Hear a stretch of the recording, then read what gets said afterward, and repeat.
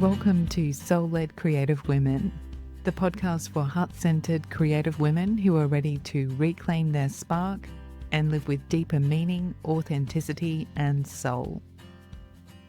So today I want to talk about something we're all craving deep down: unshakable self-love, trust, and confidence. We're told all the time, love yourself, trust yourself, believe in yourself, but no one really tells us how.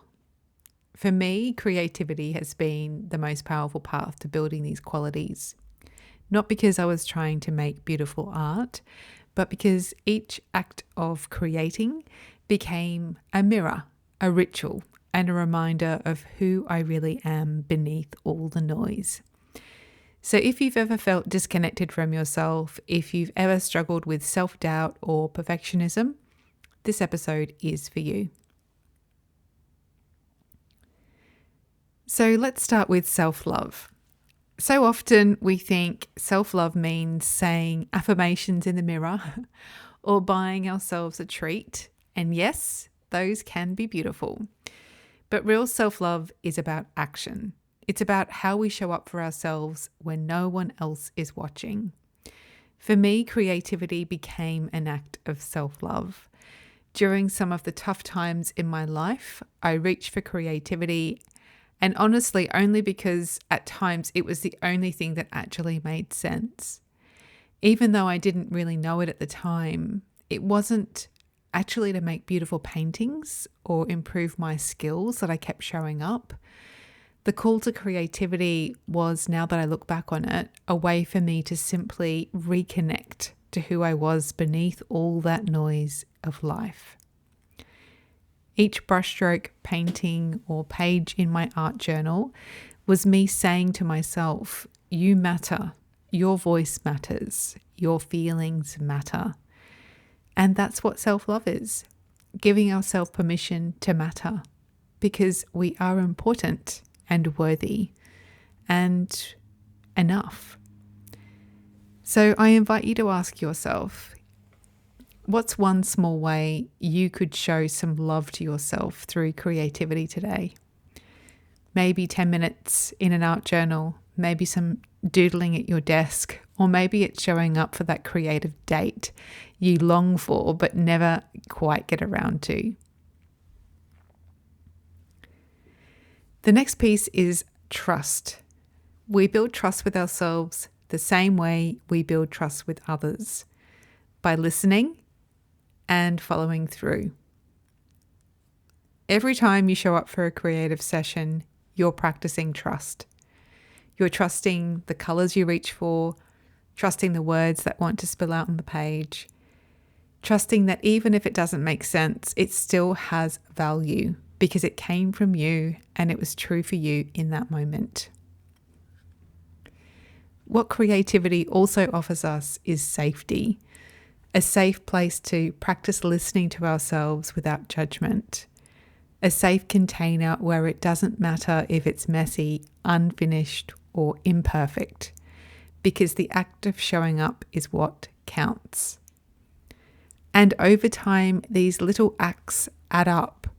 And in those tough moments when life feels uncertain, you can lean on that sense of safety and trust you've built through creativity.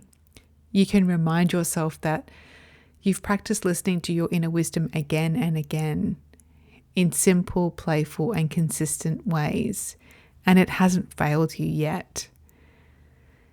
So now I invite you to ask yourself, where in your life could you practice trusting yourself more and feeling safe in your own truth? Could creativity be a gentle, playful way to strengthen that muscle?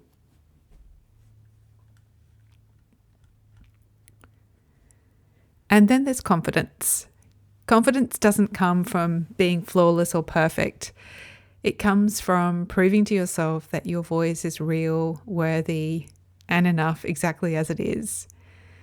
Every time you move through the cycles of creativity, from a blank canvas to a finished painting, you're building confidence.